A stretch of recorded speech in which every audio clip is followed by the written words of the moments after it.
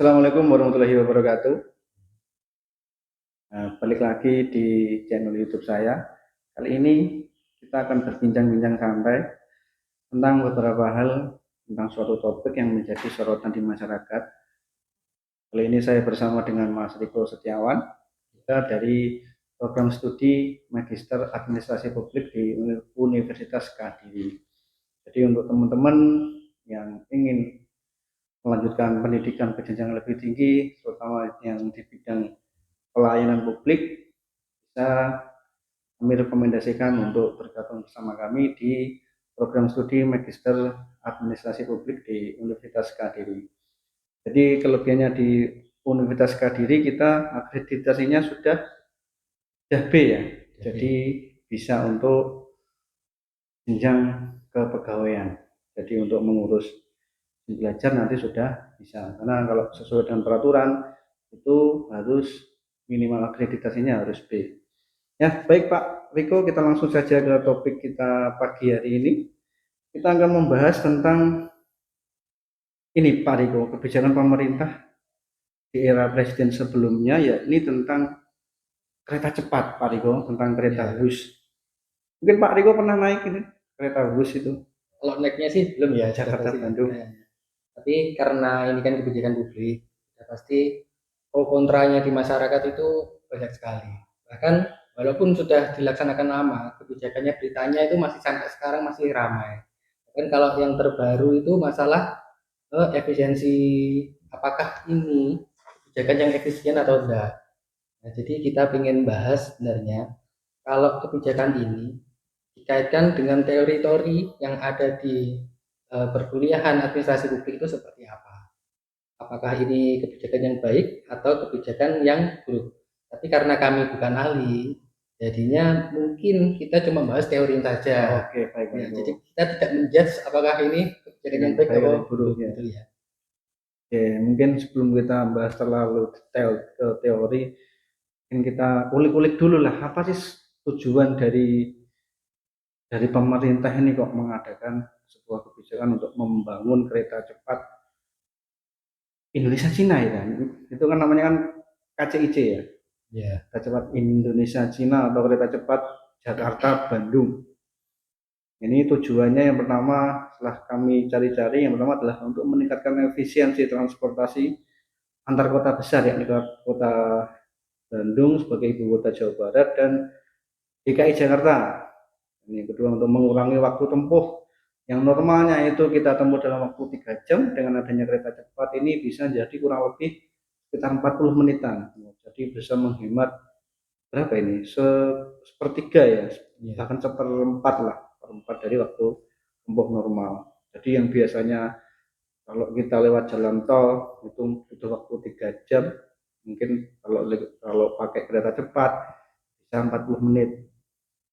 Ini adalah tujuannya adalah mendorong pertumbuhan ekonomi di wilayah koridor Jakarta Bandung ya. Seperti dulu saya pernah mendengar di beritanya, memang dari segi infrastruktur itu presiden sebelumnya itu Pak Jokowi itu yang digenjot adalah infrastruktur transportasi ya ini ya. Jadi untuk mengembangkan ekonomi, menumbuhkan ekonomi dengan cara mempercepat akses antar daerah. Jadi kalau misalkan kita beli barang-barang di suatu tempat untuk dikirim ke tempat yang lain dengan infrastruktur yang baik, kan harga apa ya, harga kosnya ya, harga kosnya akan jauh lebih murah jika waktu tempuhnya sebentar. Oke, yang berikutnya adalah menjadi simbol modernisasi infrastruktur ini ya. Mungkin ini terinspirasi dari Shinkansen-nya Jepang ini ya, mungkin ya. Karena kan kalau di negara-negara maju sudah hampir pasti punya kereta cepat. Jadi mungkin itu jadi acuan. Jadi kalau kita pengen jadi negara maju, ya mau nggak mau transportasi kita juga harus modern. Iya. Seperti itu. Jadi apa ya namanya? Kita terinspirasi dari negara-negara maju ya. Sebenarnya banyak baiknya ini ya. Iya. Tujuannya memang baik, tapi apakah nanti di sisi lain itu yang menimbulkan pro kontra? Nah, mari kita bahas. Untuk strateginya, strategi pembangunannya ini seperti apa ini Pak Riko ini? Nah, jadi kita daripada asal ngomong takutnya ada yang salah. Jadi kita pakai data ya. Jadi kalau dari KCIC sendiri ini kerjasama BUMN dengan Tiongkok melalui PT KCIC dengan 75% pinjaman GDP, kemudian 25% ekuitas dan konsorsium. Nah, jadi ini kan sempat menjadi pro kontra di masyarakat. Kenapa kok kita harus kerjasamanya harus dengan Cina? Kenapa bukan dengan Jepang? Oh iya itu. Yang kedua juga jadi salah satu pro kontra di masyarakat. Nah, kalau menurut berita pertimbangan dari pemerintah kenapa kerjasamanya dengan Cina itu karena dengan begitu kita tidak memakai anggaran dari negara. Jadi yang dipakai adalah anggaran dari BUMN. Oh, Nah, gitu. jadi kan karena 75 pinjaman EDB, kemudian 25 ekuitas konsorsium, bukan dari APBN yang diambilnya.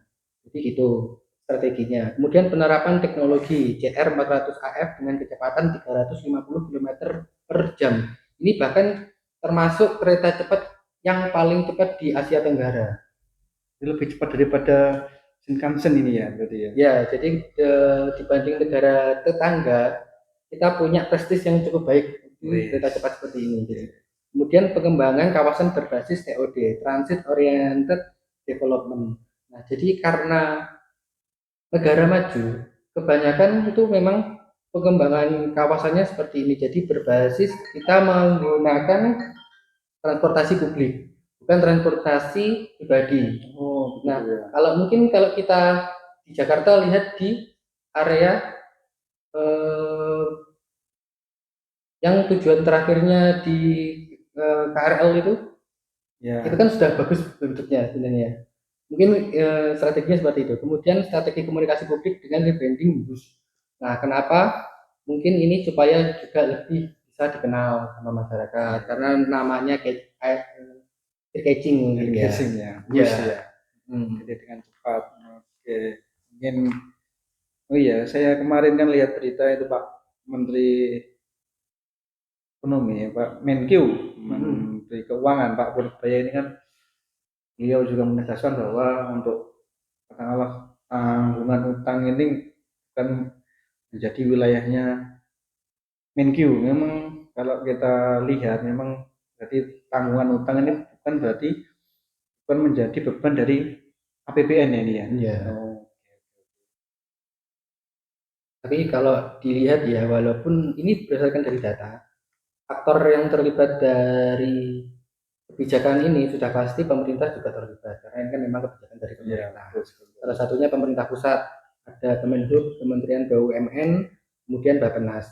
Ya, BUMN yang terlibat itu ada PT KAI, PT Wika, dan PT Jasa Marga dan PT PN 8. Kemudian mitra asingnya China Railway International, kemudian pemerintah daerahnya DKI Jakarta, Jawa Barat, Karawang, Bandung.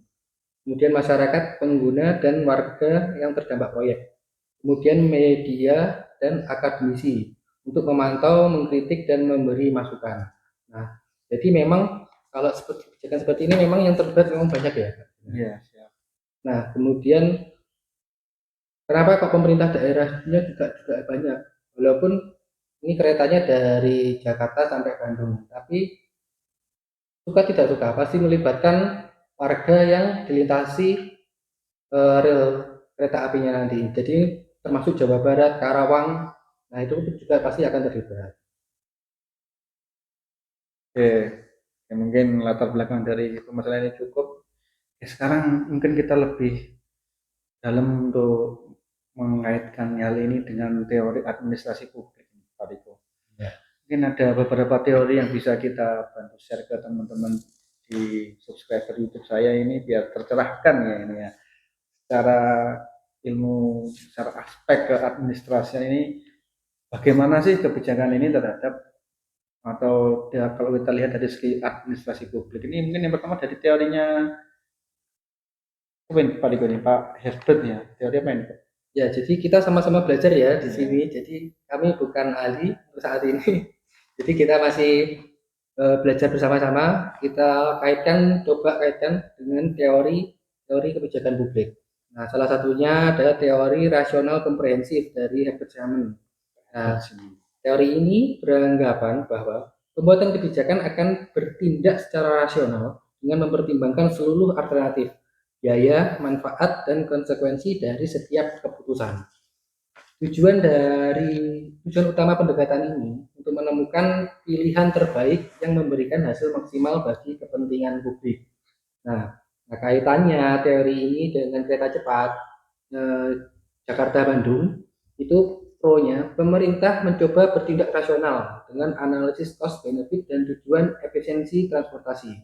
Tapi kontranya biasanya realitanya tidak sepenuhnya rasional karena pembagian biaya dan aspek sosial yang kurang diperhitungkan. Nah, ini kan juga yang ramai di berita-berita sebenarnya. Pemerintah niatnya bagus nih, bertindak rasional dengan cost benefit, tujuannya adalah mempersingkat waktu yang ditempuh antara Jakarta dan Bandung. Tapi kontranya di masyarakat, apakah ini cukup? Soalnya Jakarta dan Bandung itu mungkin jaraknya sekitar 1,5 jam ya kalau pakai bus ya, 1,5 sampai 2 jam. Nah, sedangkan kalau pakai tol pun kemungkinan masih segitu jaraknya. Terlebih di stasiunnya bus yang di Bandung itu tidak di tengah kota, tapi lebih di pinggir. Nah, jadi apakah misalkan kita Bandung dari tengah ke Jakarta Tengah, apakah waktunya itu lebih cepat kalau pakai bus atau lebih cepat pakai kendaraan pribadi? Nah, itu cepat jadi pro kontra di masyarakat juga. Berarti ini sehabis turun dari stasiunnya bus di Bandung itu kalau kita mau ke tengah kota berarti harus ada perjalanan lagi. akses lain lah ya, Iya. entah itu naik KRL, entah itu naik apa namanya, angkot atau naik KRL atau apa itu ya. Iya, jadi gitu juga. Nah, jadi kan ini kan memang ini kebijakan yang masih awal. Jadi harapannya ini kan bisa dilanjutkan untuk ke daerah-daerah lain. Mungkin kalau Jakarta ke Bandung saja akan banyak pro kontranya karena memang jaraknya terlalu pendek, masih pendek. Tapi kalau mungkin dilanjutkan sampai ke Jawa yang sisi timur, mungkin juga akan berbeda lagi ini pandangannya tentang masyarakat antara kebijakan pemerintah ini. Karena mungkin kalau Jakarta Bandung secara realitanya mungkin tidak terlalu efisien secara biaya dan secara jarak, tapi kalau mungkin sampai ke timur Jawa mungkin Timur itu ya. beda lagi ceritanya. Mungkin gitu ya.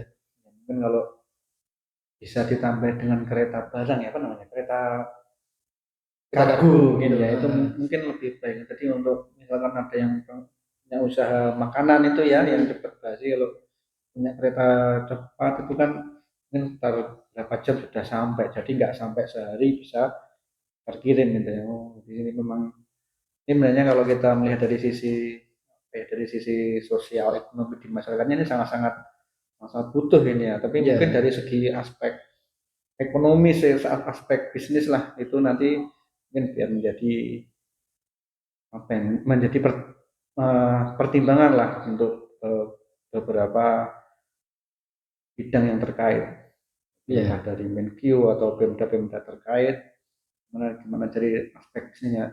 Ini setahu saya ini mulai ini dari PT mana Pak? Gitu. KAI kah ini? Yang mengelola kereta bus ini? Ya untuk saat ini ya, berarti yang pengelolanya PT KAI. Tetap disatu dengan PT KAI. Terus selain teori siapa tadi itu? Herbert Simon. Herbert Simon. Ada teori lagi kah tentang administrasi publik di bidang kereta cepat ini? Ya, teori kedua yang bisa kita kaitkan itu teori incremental dari Charles Linton. Nah, teori ini menilai bahwa kebijakan publik biasanya tidak diambil melalui analisis menyeluruh, tetapi melalui langkah-langkah kecil incremental yang menyesuaikan keadaan dan kompromi politik. Kebijakan adalah hasil proses dari tawar-menawar dan adaptasi, bukan dari perencanaan rasional sempurna. Nah, kalau dikaitkan dengan kereta cepat Jakarta Bandung, ini pro-nya langkah incremental menuju modernisasi transportasi publik. Nah, kemudian kontranya banyak kompromi politik dan bisnis yang menyebabkan kebijakan tidak sepenuhnya objektif. Nah, ini kembali lagi ke niat yang tadi, kita ingin, pemerintah ingin kita menjadi negara maju, gambarannya seperti itu. Jadi langkahnya adalah menuju modernisasi transportasi salah satunya itu. Nah, tapi karena sebenarnya niatnya bagus, tapi akan tetap sudah pasti akan ada kontra dari masyarakat. Salah satunya adalah banyaknya kompromi politik. Nah, salah satunya dikaitannya dengan pembebasan lahan biasanya. Oh, gitu ya. Nah, jadi ada di berita-berita itu, kenapa kok biayanya ini lebih mahal ketimbang prediksi di awal? Ya, Salah satunya ada di pembebasan lahan. Nah, banyak berita yang berseliweran yang pernah kita dengar pasti itu tanahnya itu tidak dibeli langsung dari masyarakat.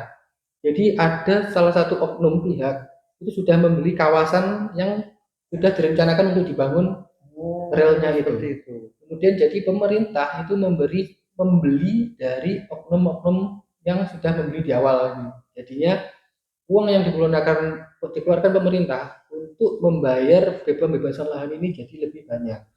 Nah, ini yang bisa menjadi pro kontra. Ini apakah memang ada kompromi politik dan bisnis atau gimana? Atau bukan perencanaan bocor kemudian dimanfaatkan oleh oknum?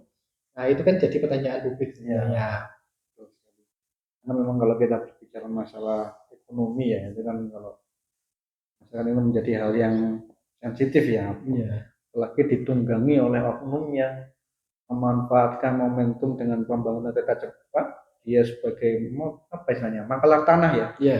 Dia jadi mangkalar tanah, dia membeli tanah duluan, lalu kemudian dia jual ke pemerintah dengan harga yang berkali-kali lipat lebih mahal, itu kan jadi permasalahan ya. Jadi ternyata itu setelah kita telusuri ini permasalahan kereta cepat ini nggak hanya masalah bisnis saja ya ini ya, masalah untung dan rugi saja ya, lebih kompleks ini ya. Iya. Ada masalah sosial juga ini ya kalau kalau kita bahas masalah tanah tadi ya. Terus selain itu Pak Riko, ada teori lagi ini ya dari Nah, ini ada Arthur lagi Bentley. teori kelompok atau Teori grup kelompok. teori dari Arthur Bentley dan David Truman. Nah, teori ini menjelaskan bahwa kebijakan publik merupakan hasil dari interaksi dan persaingan antara kelompok kepentingan atau interest group. Kemudian kelompok dengan kekuatan politik dan ekonomi lebih besar cenderung mempengaruhi arah kebijakan. Nah, kalau dikaitkan dengan kereta cepat Jakarta-Bandung, kelompok pro kereta cepat ini pemerintah, BUMN, investor mendorong kebijakan demi inovasi nasional. Kemudian yang kontra seperti LSM atau masyarakat yang terdampak menilai proyek ini lebih menguntungkan elit politik dan investor asing. Nah, ini sebenarnya kembali ke poin yang awal-awal tadi. Sudah pasti setiap kebijakan itu pasti ada pro kontranya. Pas pemerintah inginnya begini, pandangan masyarakatnya seperti ini. Bahkan itu juga seperti itu. Nah, jadinya ya sudah pasti kebijakan publik itu sudah pasti ada pro kontra karena memang ada banyak pihak yang terlibat, kemudian ada banyak juga pihak yang terdampak. Nah, salah satunya dijelaskan dengan teori kelompok studi ini. Ini kalau saya lihat ini teori kelompok ini hampir mirip dengan teori incremental ya. Jadi ini ada sama-sama unsur politisnya ya. Kalau tadi incremental itu unsur politis dalam halnya kaitannya dengan proses tawar menawar itu tadi. Kalau yang ini jadi dia unsur politisnya antara kelompok atau grup yang pro dengan pemerintah dan grup yang atau kelompok yang kontra dengan kebijakan pemerintah dalam menyelenggarakan kereta cepat ini ya. Jadi ini hampir mirip-mirip ini teman-teman teorinya Charles Lindblom dan Arthur Bentley dan David Trauman. Berikutnya ada teori apa lagi nih? Kemudian ada teori sistem dari David Easton. Nah, David Easton memandang kebijakan publik sebagai hasil dari suatu sistem politik di mana terdapat input dari masyarakat, kemudian proses pengolahan dari pemerintah dan outputnya hasil kebijakan. Nah, feedback dari masyarakat akan mempengaruhi kebijakan berikutnya. Wah, kaitannya dengan kereta cepat Jawa Bandung adalah inputnya tuntutan transportasi modern dan efisien. Kemudian outputnya kebijakan pembangunan KCJB.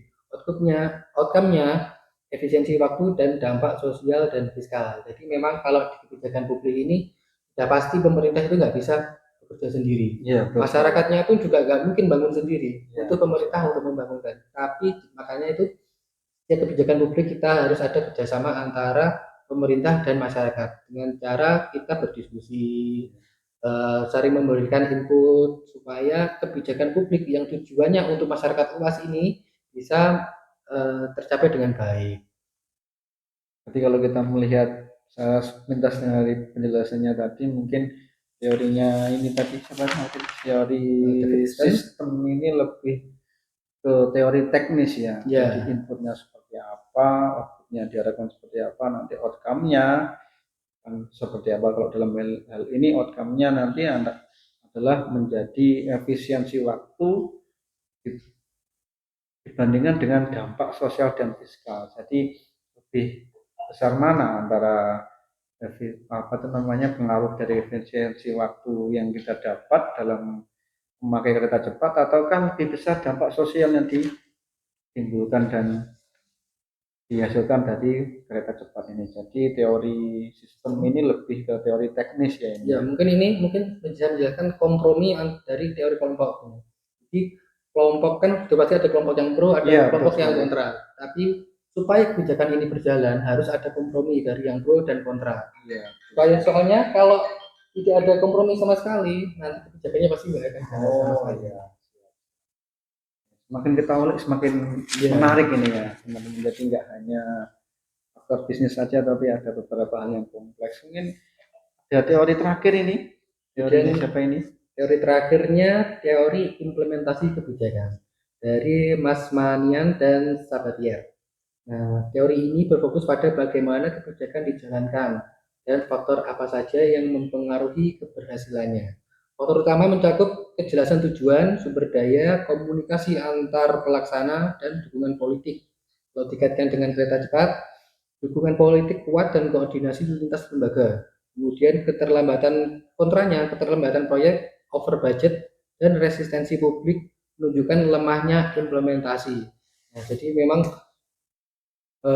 implementasi kebijakan itu memang tidak bisa berdiri sendiri, pasti selalu membutuhkan dukungan, baik itu politik atau dukungan dari masyarakatnya, dengan cara kita melakukan komunikasi dengan masyarakat, kita berdiskusi supaya masyarakat tidak salah paham dengan niatnya pemerintah.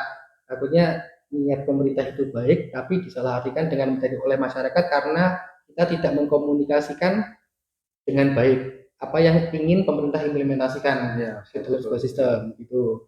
Nah, akhirnya jika tidak dilakukan dengan baik, kemungkinan misalnya terjadi keterlambatan proyek, kemudian over budget, kemudian resistensi publik. Nah, ini kembali ke komunikasi kan sebenarnya. Untuk mengimplementasikan kebijakan kita harus berkomunikasi. Jadi perencanaan, kemudian pelaksanaannya karena melibatkan banyak orang, jadi bisa menyebabkan faktor-faktor untuk menghambat kebijakan itu akan banyak. Oke, jadi mungkin teori implementasi ini lebih fokus kepada faktor yang mempengaruhi keberhasilannya ya. Jadi, ya ini mungkin hampir mirip dengan teori yang sistem ya. Jadi sama-sama hal yang teknis, ini jadi masalah komunikasi, masalah sumber daya, masalah dukungan politik dan koordinasi. Jadi ini lebih kompleks ini ya. Jadi faktor sosial, teori tentang kaitannya dengan hal sosial ada, teori teknisnya juga ada. Mungkin dari beberapa teori tadi, 5 teori tadi, menurut Pak Riko yang sesuai dengan permasalahan ini teori apa ya Pak Riko ini? Sebenarnya kalau kita bicara teori harusnya semua teori itu harus dipakai. Gitu. Jadinya karena ini kan kebijakan publik, pengaruhnya itu banyak sekali untuk semua orang. Ada banyak yang terlibat, ada banyak juga yang terdampak. Jadi kita sebagai pelayan publik harus selalu berdasarkan pada teori, karena teori ini kan ada karena memang ada pakar yang sudah mempelajari ini. Jadi kita tidak boleh membatasi satu teori aja. Kita berpakai teori ini. teori yang lain dilupakan. Jadi sebaiknya jangan ya dipakai semua teorinya supaya setiap kita melakukan gerakan untuk melakukan kebijakan publik itu sudah ada dasarnya yang jelas, dengan dasar keilmuan yang jelas. Ya, betul sekali. Jadi ini kita nggak boleh hanya menganut satu teori atau satu Nah, paham terus mengesampingkan teori yang lain atau paham yang lain ini ya. ya, Jadi memang kita sebagai orang awam kalau ada teori yang sudah dikeluarkan oleh para ahli, memang sebaiknya kita merujuk pada teori-teori tersebut. boleh. Oke, ya gimana? Ini pembahasan yang cukup menarik bukan tentang kereta cepat Jakarta Bandung.